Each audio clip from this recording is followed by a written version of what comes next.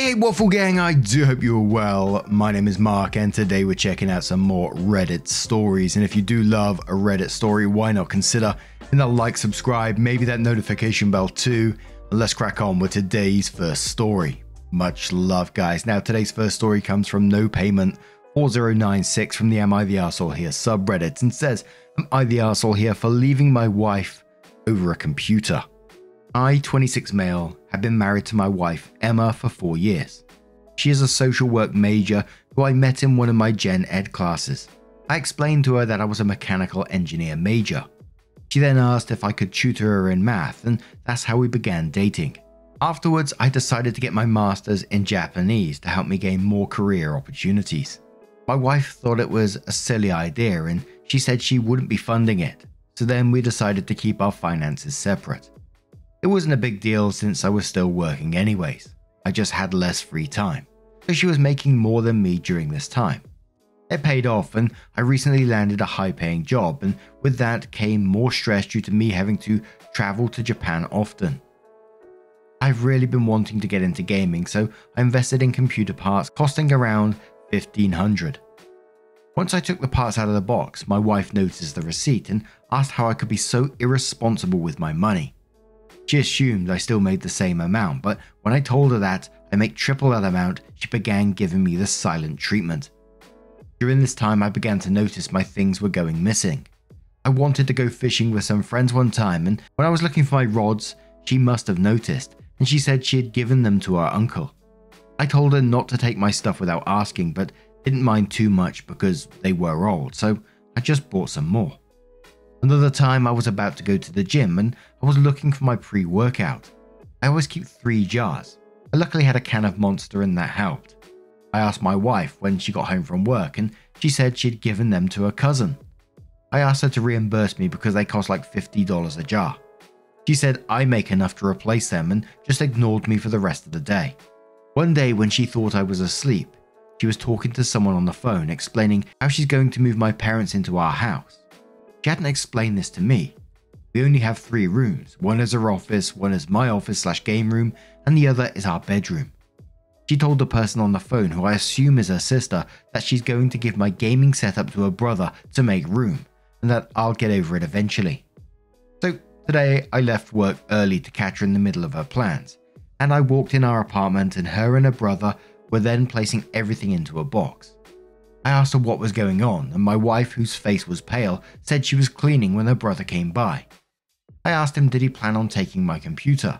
Of course, he denied. So I went into the room to get the iPad we share, and I looked through the text on there and it clearly shows my wife telling him when to pick it up and to deny that he had it. I told him to get out and asked her why she thinks she's so entitled to my stuff. I've never yelled at her, and I guess this scared her because she began to cry. She ended up packing a bag and went to stay with her sister. While she was out, I picked up a lock for my office. Her sister texted me calling me an arsehole. I'm beginning to think I could have handled this better. I'm looking for advice. Now, I think the title is slightly off here. You're not leaving her over a computer. But the second paragraph didn't feel right to me as well, where it said, afterwards you decided to get your master's in Japanese to help you gain more career opportunities. And your wife said it was a silly idea. She wouldn't be funding it. That in itself didn't make me feel right. This is your wife. This is someone that you would hope would love you, right? And would support you. I know if I was in her position and, partner said to me that they want to get their masters because it might help you gain career opportunities, even if they was just doing it for a hobby, I'd be like, hell yeah, you do you. Let's get on that kind of thing. And the story said move my parents into our house. I'm assuming it's her parents.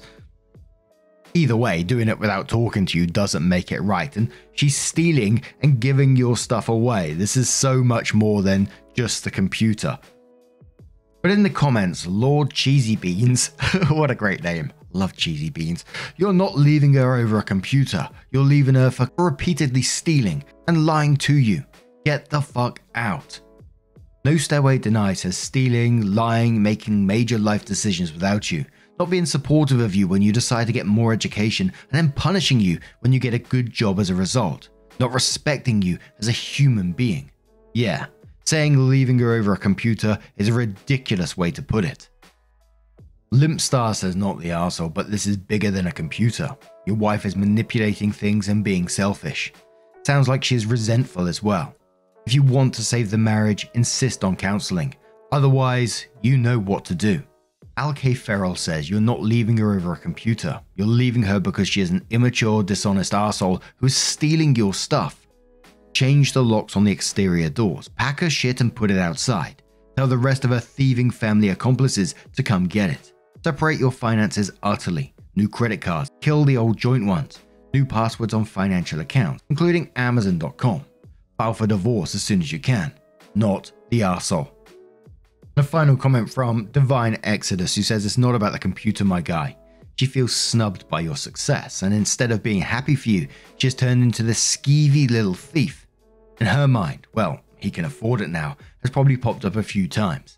She never cared to ask about how your career was going, so she has no idea how much more you are earning, and finding out the way she did has put her on edge.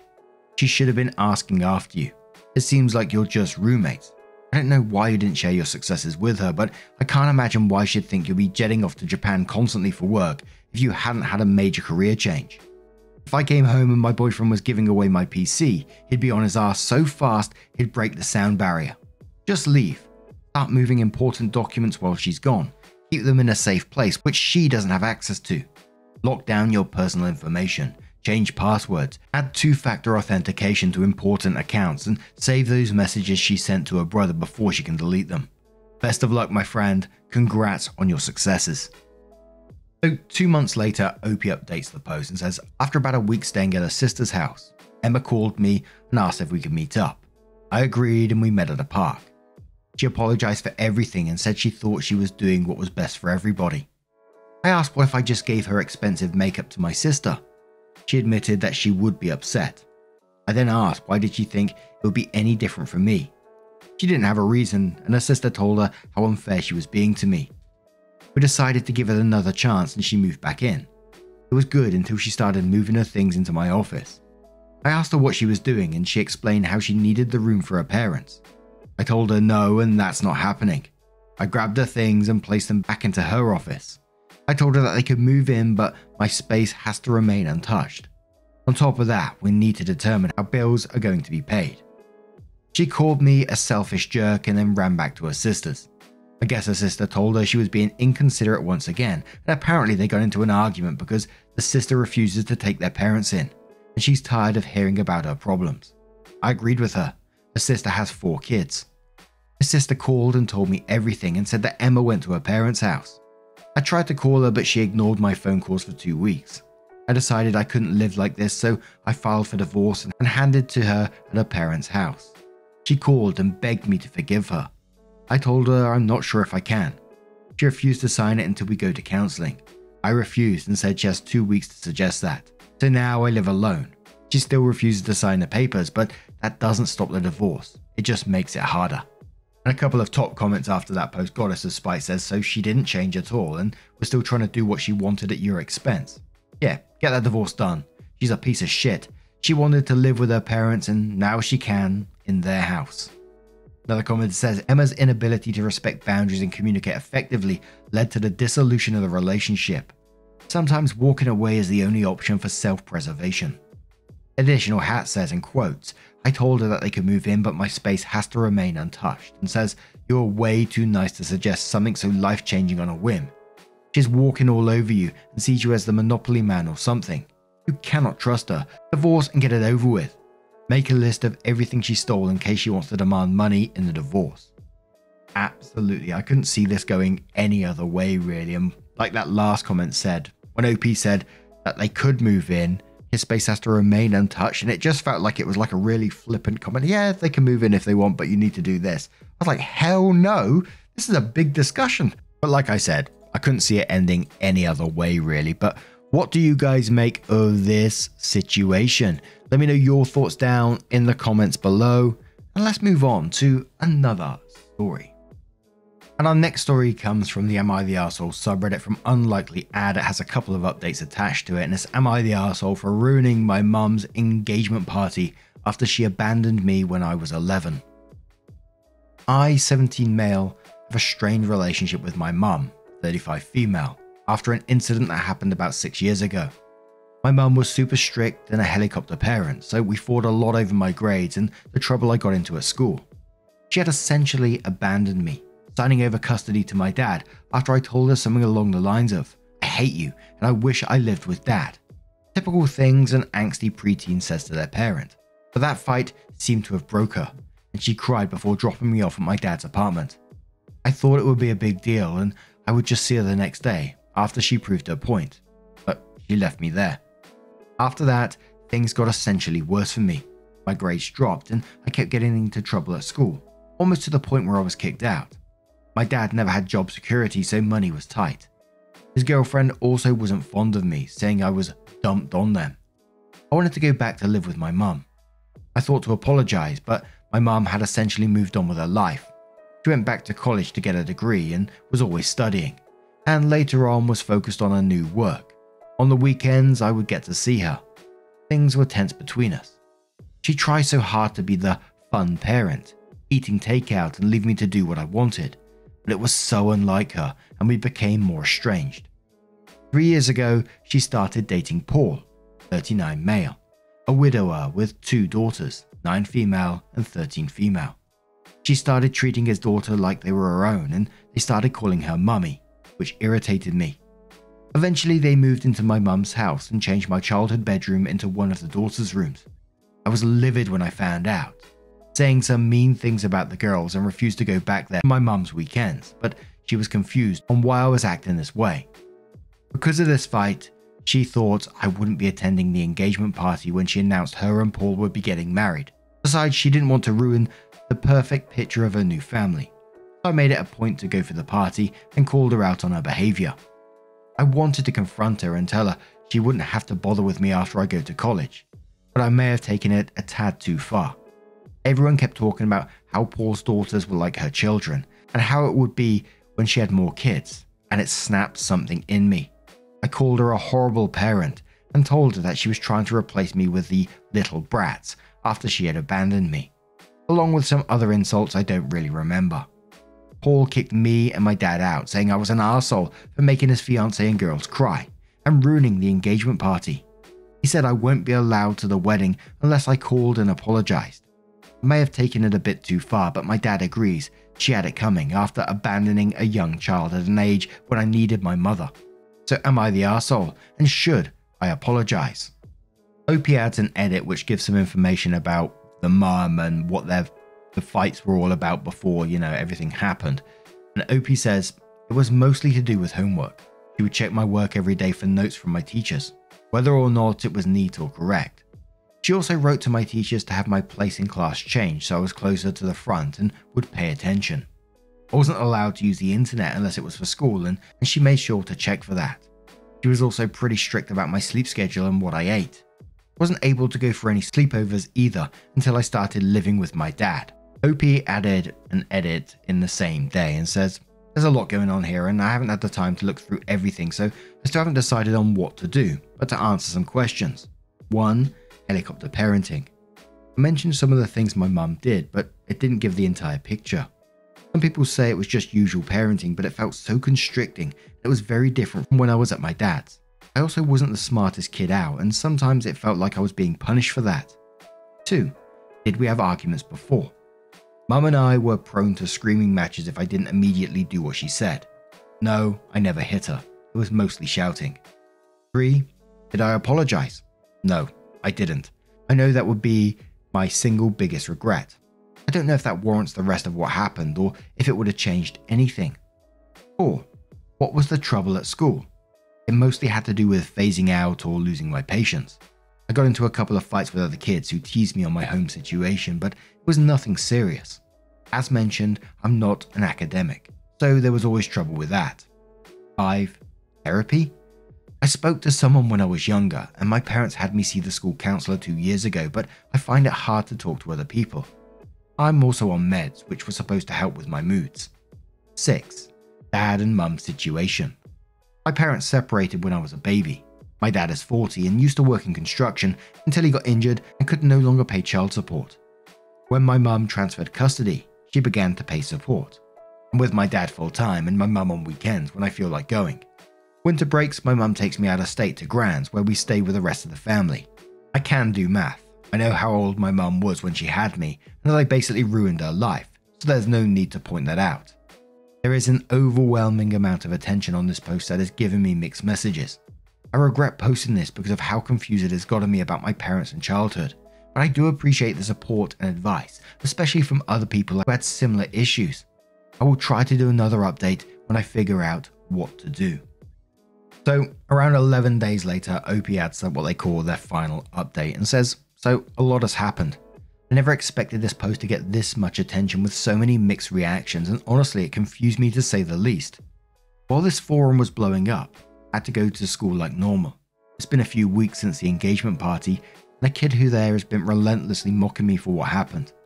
I thought he would eventually let it go, but yesterday when he brought it again, I lost my cool and got into a physical fight with him. He was given detention, but I was suspended. The school called my mum and got Paul instead.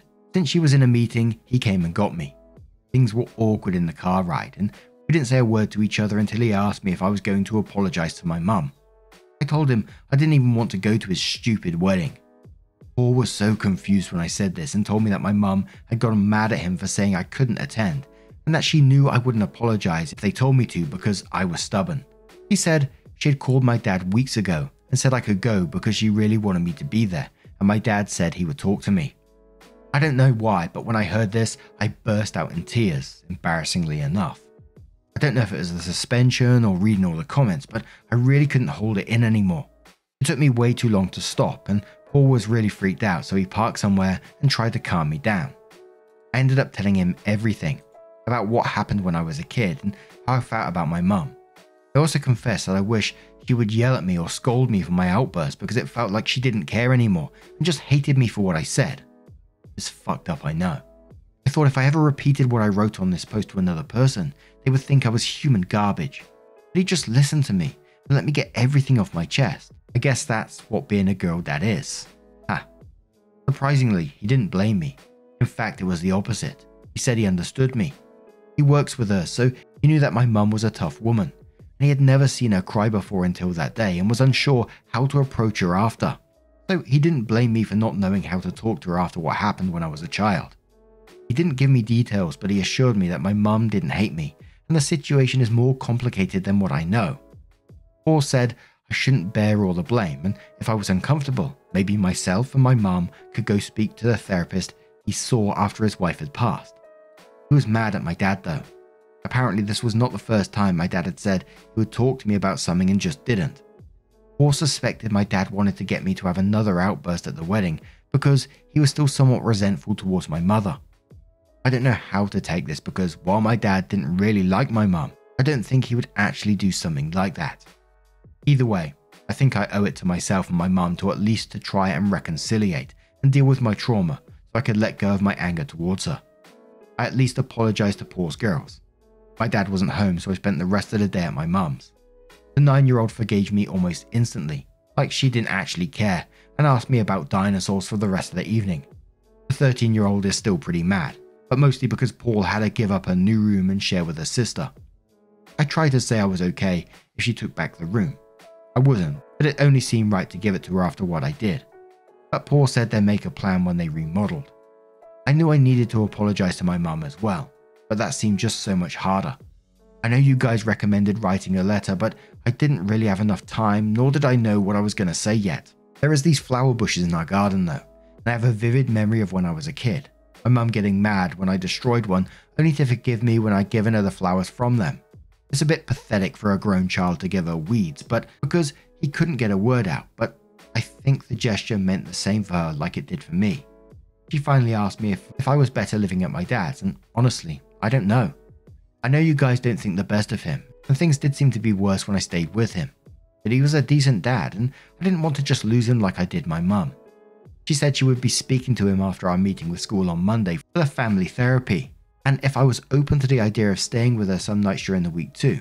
As of now, Paul has spoken to her and she already made the appointment for us to see the therapist next week. She also spoke to me about anger management classes too, and said she should go with me if that's what I wanted. I honestly don't know what's going to happen with the school, if the therapy would work for us, and if I'd ever be able to truly let go of my built-up resentment. But but I feel like everything's going to be okay. Thanks for all the comments, even the horrible ones. Got me thinking just a bit. We'll never be posting on Reddit again, but I do appreciate having the space to find the words to say what I needed to. And everyone who shared their deep and some dark stories that made them relate to my relationship. Hope things turn out okay for you too. Thank goodness for Paul in this situation, actually just taking a step back and listening to OP open up about their feelings and everything that's going on and listening to their point of view. Hopefully with the therapy and stuff, it's moved things on the right track for them. But what do you guys make of this situation? Oh my word, it always breaks my heart. I know they're 17. I can remember myself as a 17-year-old, confused, dealing with all sorts of feelings, and I weren't dealing with what OP was dealing with, but had my own issues going on at the time. And it's just like a fog around your head all the time. So bless OP, and I really do wish them the best. But what do you guys make of this situation? Let me know your thoughts down in the comments below. Now, just a huge thank you from the bottom of my heart for getting involved in today's stories. Your love, your support, your time always means the absolute world to me. So thank you so much. And hopefully I'll see you in the next one. Take care and much love.